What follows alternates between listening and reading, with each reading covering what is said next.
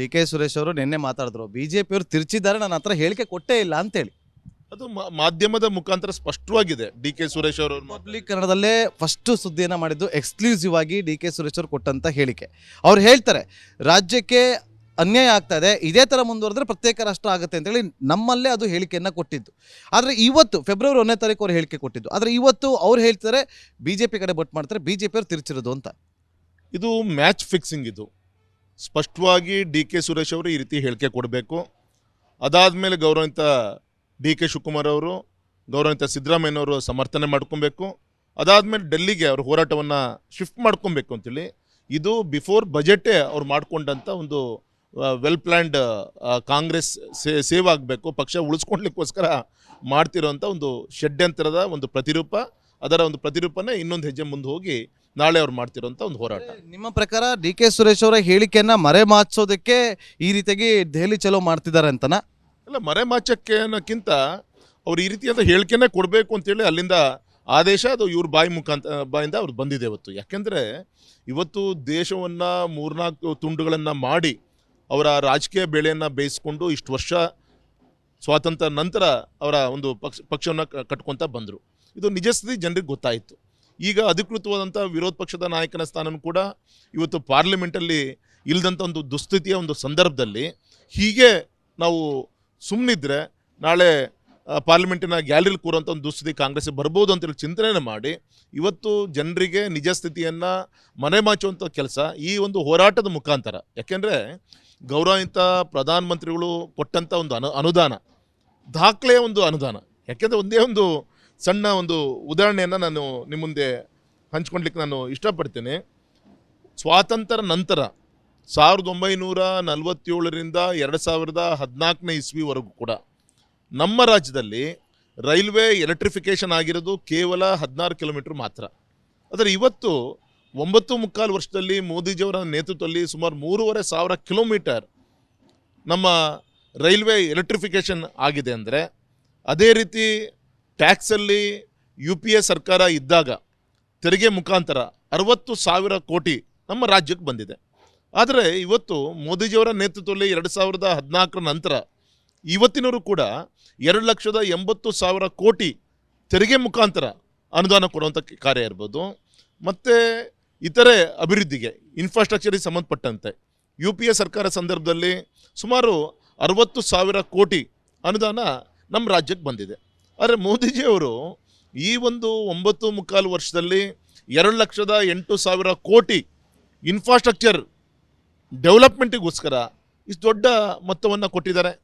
ಉದಾಹರಣೆಗೆ ರಾಷ್ಟ್ರೀಯ ಹೆದ್ದಾರಿ ವಿಚಾರದಲ್ಲಿ ನಾವು ತೆಗೆದುಕೊಂಡ್ರೆ ಸ್ವಾತಂತ್ರ್ಯ ನಂತರ 2014 ಕೂಡ ಅವ್ರದ್ದೇ UPA ಸರ್ಕಾರ ಇದ್ದಾಗ ನಮ್ಮ ರಾಜ್ಯದಲ್ಲಿ ಒಟ್ಟು 6,000 ಕಿಲೋಮೀಟರ್ ರಾಷ್ಟ್ರೀಯ ಹೆದ್ದಾರಿಯ ಒಂದು ಅಭಿವೃದ್ಧಿ ಕಾರ್ಯ ಆಗಿತ್ತು. ಆದರೆ ಇವತ್ತು ಸನ್ಮಾನಿಸಿದ ಮೋದಿಜಿಯವ್ರ ನೇತೃತ್ವ ವಹಿಸ್ಕೊಂಡು ಕೇವಲ 9.25 ವರ್ಷದಲ್ಲಿ, ನಾನು ಹೇಳ್ತಾ ಇರೋದು ಸ್ವಾತಂತ್ರ್ಯ ನಂತರ 75 ವರ್ಷದಲ್ಲಿ ಆಗಿರೋದು 6,500 ಕಿಲೋಮೀಟರ್ ಮಾತ್ರ. ಆದರೆ ಇವತ್ತು 9.25 ವರ್ಷದಲ್ಲಿ 13,500 ಕಿಲೋಮೀಟರ್ ರಾಷ್ಟ್ರೀಯ ಹೆದ್ದಾರಿಯ ಅಪ್ಗ್ರೇಡೇಷನ್ ನಮ್ಮ ಕರ್ನಾಟಕ ರಾಜ್ಯದಲ್ಲಿ ಆಯ್ತಲ್ಲ. ಕಿಸಾನ್ ಸನ್ಮಾನ್ ಯೋಜನೆಯಲ್ಲಿ 60 ಲಕ್ಷ ರೈತರಿಗೆ, ಸ್ವಾಭಿಮಾನಿ ರೈತರಿಗೆ ಅವ್ರಿಗೆ ಸನ್ಮಾನ ಮಾಡುವಂಥ ಒಂದು ಯೋಜನೆಯನ್ನು ಪ್ರಧಾನಮಂತ್ರಿಗಳು ಜಾರಿಗೆ ತಂದ್ರಲ್ಲ.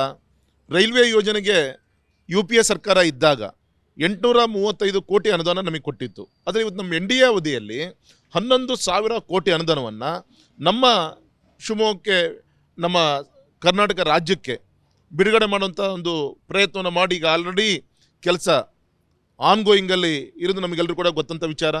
ಮೊನ್ನೆ 2023-24ರಲ್ಲಿ 7,300 ಕೋಟಿ ನಮ್ಮ ರೈಲ್ವೆ ಸೆಕ್ಟರಿಗೆ ಬಜೆಟಲ್ಲಿ ಹಣವನ್ನು ಬಿಡುಗಡೆ ಮಾಡಿದಾರಲ್ಲ. ಈಗ ಅವರ ತಪ್ಪನ್ನು ಮುಚ್ಕೊಳ್ಲಿಕ್ಕೋಸ್ಕರ 15ನೇ ಹಣಕಾಸು ಆಯೋಗ ಬಂದಾಗ ಸರಿಯಾದ ರೀತಿಯಲ್ಲಿ ಪ್ರಪೋಸಲನ್ನು ಇವತ್ತಿನ ಗೌರವಿತ ಮುಖ್ಯಮಂತ್ರಿಗಳಂತ ಸಿದ್ದರಾಮಯ್ಯನವರು ಕೊಡಲಿಕ್ಕಾಗದೆ ಆ ತಪ್ಪಿನಿಂದ ಇವತ್ತು ರಾಜ್ಯಕ್ಕೆ ಇವತ್ತು ಅನ್ಯಾಯ ಮಾಡುವಂಥ ಕೆಲಸವನ್ನು. ಈಗ ಬಸವರಾಜ ರಾಯರೆಡ್ಡಿ ಅವರು ಹೇಳಿಕೆ ಕೊಟ್ಟಿದ್ದಾರೆ. ಬಸವರಾಜ ಬೊಮ್ಮಾಯಿ ಅವರು ಧ್ವನಿ ಎತ್ತಬೇಕಿತ್ತು, ಅವರ ಪೀರಿಯಡ್ ಅಲ್ಲಿ ಸರಿಯಾಗಿ ಧ್ವನಿ ಎತ್ತಲಿಲ್ಲ. ಹಣಕಾಸು ಆಯೋಗ ಏನು 15 ಹಣಕಾಸು ಆಯೋಗ ಏನಿದೆ ಆ ಸಂದರ್ಭದಲ್ಲಿ ಎತ್ತಬೇಕಿತ್ತು ಅಂತೇಳಿ. ಸೊ ಇನ್ನು ಪ್ರಮುಖವಾದಂಥ ವಿಚಾರ, ಇಲ್ಲಿ 9.25 ವರ್ಷದಲ್ಲಿ ನಮಗೆ ಏನು ತೆರಿಗೆ ಪಾಲಲ್ಲಿ ಹಂಚಿಕೆ ಆಗಬೇಕಿತ್ತು, ಅದರಲ್ಲಿ 1,27,000 ಕೋಟಿವರೆಗೂ ಇಲ್ಲಿವರೆಗೂ ನಮಗೆ ಬಂದಿಲ್ಲ, ಅದು ಕಡಿಮೆನೇ ಆಗಿದೆ ಅಂತೇಳಿ ಅವರು ನಂಬರ್ ಸಮೇತ ನೆನ್ನೆ ಪ್ರೆಸ್ ಮೀಟಲ್ಲಿ ಹೇಳಿದ್ರು. ಈಗ ಯಡಿಯೂರಪ್ಪ ಸಾಹೇಬರು ಮುಖ್ಯಮಂತ್ರಿಗಳಿದ್ದಾಗ ಮೊದಲನೇ ಬಜೆಟನ್ನು 2008-9 ಗೌರವಂತ ಬಂಗಾರಪ್ಪನವ್ರು ಮುಖ್ಯಮಂತ್ರಿಗಳಿದ್ದಾಗ ನನಗೆ ನೆನಪಿರೋ ಪ್ರಕಾರ 12,000 13,000 ಕೋಟಿ ಬಜೆಟನ್ನು ಕೊಟ್ಟಿದ್ದರು.